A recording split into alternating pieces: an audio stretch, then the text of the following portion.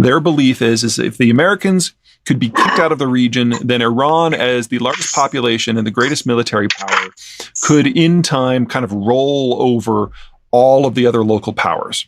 And it's not that I think this is a dumb position. I think it's actually a fairly good read of the history of the region. Iran, Persia as we used to call it, would expand out every few generations and conquer most of the area. But the Iran of today is not the same as the Persia of old. The Persia of old was a polyglot, multi-ethnic empire in which everyone was basically encouraged to define themselves as Persian. It was, if you will, the United States of the day. It included everyone from everywhere. Every valley had its own identity, and they all worked together towards a Persian goal. Now, we're still talking about the Middle Ages and before. It's not that people weren't beaten or anything like that. And it's not like this was a democracy, but it was relatively egalitarian. What happened in the Age of Empires, however, is that the Europeans came in with their deep water navigation and basically cut Iran out of the entire world. They had been the nexus for what passed as global trade. But as soon as the Portuguese and the Spanish figured out how to bypass this entire region and go interface with the Spice Islands and the Chinese directly, all of a sudden Iran became a nowhere. And all of the wealth that used to flow into it went away, the egalitarianism went away, the wealth went away, the cosmopolitanism went away, and the Iran of today is an empty shell compared to what it was. Now, into this environment, about a century ago, the Iranians discovered oil. And they went from having one of the most sophisticated, varied economies in the world to all of a sudden being a rentier state, where there was just one commodity that brought in money and, honestly, invading armies. And Iran ceased being significant. Iran of the Ayatollahs wants the glory days back, but they don't understand that they need to start from scratch and rebuild the cosmopolitan that used to undergird the old Persian Empire, and that is a century, a 2-century, a 3-century process. So they're stuck with the economy of today and the political system of yesteryear, and that is just not a good combination. So that kind of piece one, people who are chomping at the bit to get back to the glory days, but they really lack the tools. And so what they do is they just work to undermine the systems of everybody else, cause chaos in order to tear down opposing systems so theirs can rise. On the other side, you've got the Saudis, the Saudis are probably some of the least egalitarian people in the world. We've got there a single family, the Al Sauds, who think of themselves as medieval despots of old, divine right of kings, that sort of thing, and how everyone in their country basically exists to serve their needs.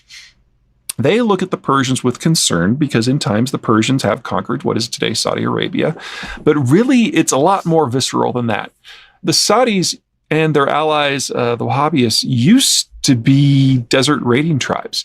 They never had much going on. They basically existed by kidnapping and drug smuggling. And then they rose to control this territory that we know as Saudi Arabia, and shortly thereafter, they discovered oil. And so you take this mindset that is kind of the worst of all worlds and all of a sudden make it fabulously wealthy.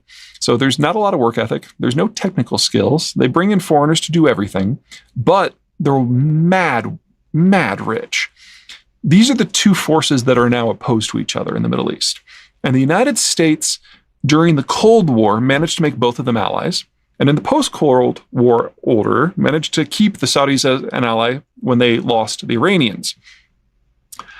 Well, that is what the American presence is what has made the Persian Gulf region so calm for the last 70 years. And I got to underline that.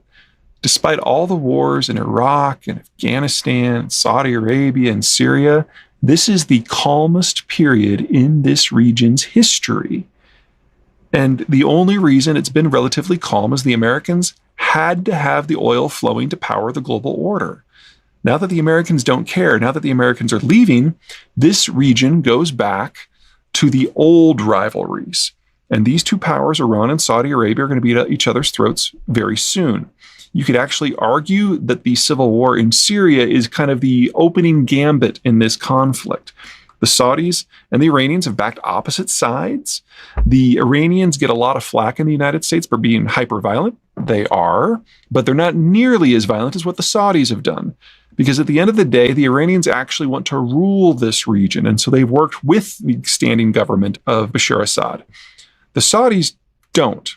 They know that no one in the region respects them. They know that they lack the institutional capacity to actually rule this region. So they're willing to burn it all down if that hurts Iran. So when you look at all these conflicts that are simmering in the region, in Syria and Afghanistan, in Iraq and Yemen, this is what they are in a moment of calm. When the Saudis still have some hope that the Americans are going to remain engaged and impose some sort of stability on the region from the outside. As soon as the Saudis give up on that hope, the gloves come off and this gets serious. I would argue that the Iranians are doing everything that they can, that they're, if anything, overexposed right now. So their ability to surge violence into this region, I don't think it exists. That doesn't mean that they're done by any stretch of the imagination, but I think they've pushed as hard as they possibly can. They might be able to maintain this tempo, but I don't think they can increase it. The Saudis absolutely can. The Saudis conservatively have $2 trillion saved up in their sovereign wealth funds, not all of which is on the books. They also, every once in a while, prune minor branches of the family tree and throw princes in prison and take all their cash. So their ability to ramp up what they're doing is extreme. Keep in mind that some of the backroom, quiet militant groups that the Saudis have spawned and unleashed upon their enemies in the past include groups like ISIS and Al-Qaeda. So their capacity for, just with a few weeks' notice, to go up and stir up a lot of trouble, throw a lot of cash at a militant group, provide them with a little bit of intelligence and weapons, that's almost bottomless. And the only reason it hasn't been more is because they think that the Americans might not be ready to leave. Now, as soon as the Americans do formally leave, they're going to try to find a new sponsor, but really there aren't a lot of players. The Europeans and the Asians really don't have the staying power to play a role, and certainly don't have the deployable militaries in terms of, getting a large army to the region to make a difference. Turkey's a possibility, but honestly, the Turks think as badly of the Saudis, I think, as I do. The best bet is probably Israel. Israel is of the firm belief that if we can get various members of the Islamic world fighting each other, then they're not going to have the spare bandwidth to go after the Jewish state. And that's probably a really good plan.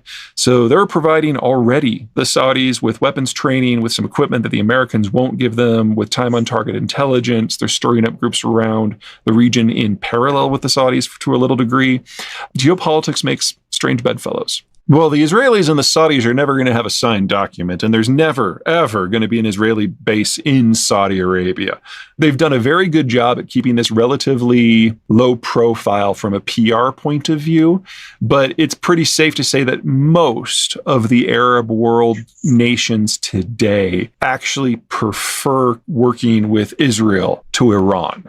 They don't see the Israelis as wanting to conquer them, and that makes all the difference. If you're a jihadi group, you might have a different interpretation of that, but remember that most Sunni jihadi groups, including ISIS, including Al-Qaeda, consider Iran a more hateful enemy than the United States. It's hard to tell. I mean, it's 1940s technology. It's not all that hard. It's not that I doubt that the Iranians can make a functional nuclear device, but having a nuclear device and having a fully weaponized systems, those are two very different things. The missile program is harder than the nuclear program because you have to miniaturize, ruggedize whatever the device is. That I am unclear whether the Iranians can manage it. But if it ever does appear that the Iranians are getting close, I can guarantee you that the Saudis will go to either Israel or Pakistan and just buy a few.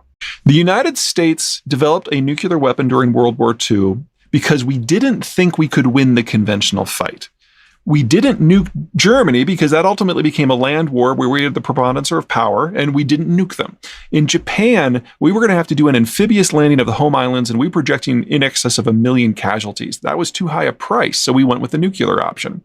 The countries that use nukes are not the ones that think they can win the conventional fight. So in a straight up fight in the desert between Iran and Saudi Arabia, the Iranians would win hand down. They've got a larger army.